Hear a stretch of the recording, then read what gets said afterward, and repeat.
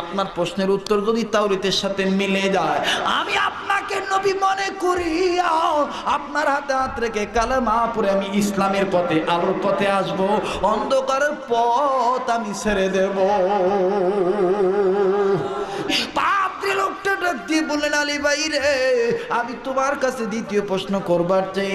আপনি বলেন তো দেখি নবী দিয়ে দাঁত দন্ত মোবারক কেমন ছিল, তার বর্ণনাটা আপনি দিবেন। ও আলী শুনিয়া রাখো, এই কথাগুলোর মিল কিন্তু তাওরাতের সাথে আমার আছে। তোমার জবাবটা তাওরাতের সাথে মিলতে হবে, তবেই কিন্তু আমি তোমার হাতে হাত রেখে কালেমা পড়ে মুসলমান হব।